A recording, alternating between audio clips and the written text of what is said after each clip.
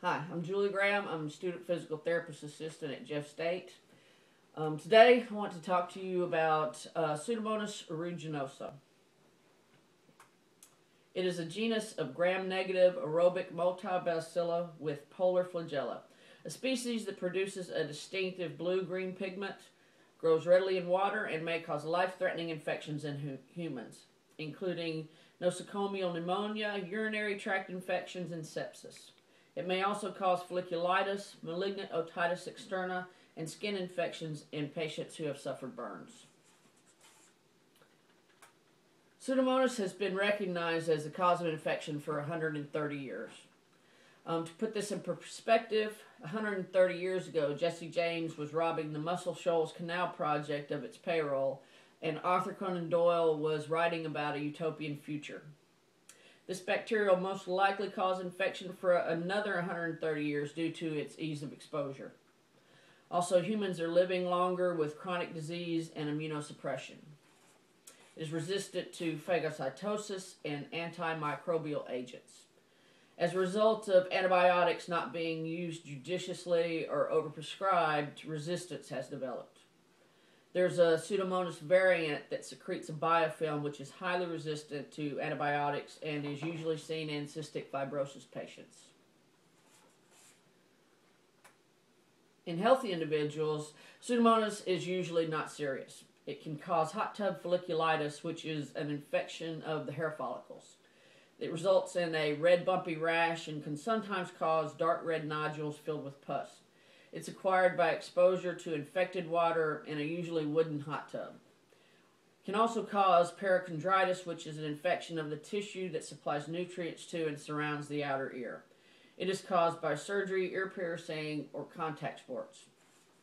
Both of these conditions usually just cause an acute inflammatory response and can be diagnosed just with patient history. It can clear up on its own, or an oral antibiotic medication is prescribed. If perichondritis is left untreated and spreads to the cartilage, necrosis may develop and part of the ear may need to be removed, but this is rare in healthy individuals. In immunosuppressed individuals, this infection can become life-threatening. Pseudomonas is a very significant factor in cystic fibrosis patients. Although pulmonary dysfunction, deterioration, and ultimately failure and death is still a result of cystic fibrosis, Pseudomonas is usually a contributing factor. Because once a cystic fibrosis patient has acquired Pseudomonas, it's never cured, just controlled. Pseudomonas is also a very significant factor in chronic wound care. Pseudomonas is able to infect all tissues.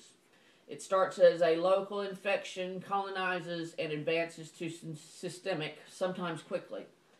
In the news a couple of years ago, there was a Brazilian model who went to the hospital for kidney stones. She was treated and released, and 5 days later returned with septic shock. 20 days later, doctors amputated both hands and feet trying to stop the infection.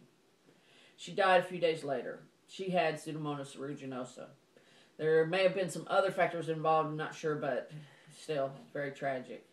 Prevent transmission, wash your hands. Okay, I'm going to let you read over the practice patterns as you have time, and just be aware that it varies by which tissues are infected. Diagnostic procedures. Usually there is a visible blue-green exudate and a fruity odor, but not always. A culture is grown to ID the organism. An antibody sensitivity test is done to find out which antibiotic to prescribe and at what dosage. Its genotype is tested to determine whether it's community or healthcare associated. There's usually a blood test for white blood cell count, and a fever might also be present. Medical treatments are antibiotics by IV, infusion, or deep intramuscular injection. For severe life-threatening infections, the IV method is preferred. Initially lasts for 14 days. Then, depending on response, a switch to oral medication is done for 3 to 6 months to prevent relapse. But this can possibly last up to 12 months depending on the treatment response and the severity of the initial illness. A decrease in renal function can cause complications with some medications, and most of these medications work by inhibiting cell wall synthesis. For the physical therapist, this is an opportunistic infection. Do not give it the opportunity to spread. Wash your hands and equipment. High alcohol hand rubs are very effective. Educate your patient and their family on transmission prevention. Use patient-dedicated equipment when possible. Objects as harmless as sinks or flowers could easily be infected. Possible interventions could be E-stem for tissue healing and gate theory pain management. This increases protein synthesis, cell migration, and antibacterial effects. Also increases blood flow and tissue oxygenation. There is sharp debridement or whirlpool therapy to remove necrotic tissue or biofilm. This exposes a healthy wound bed for epithelialization, and then a topical antibiotic along with wound dressing could be applied. For patients with lung infections, positioning for pulmonary drainage to maximize ventilation is beneficial. Chest percussion and vibration will loosen mucus and force it into upper airways to be cleared by suctioning or assisted cough techniques.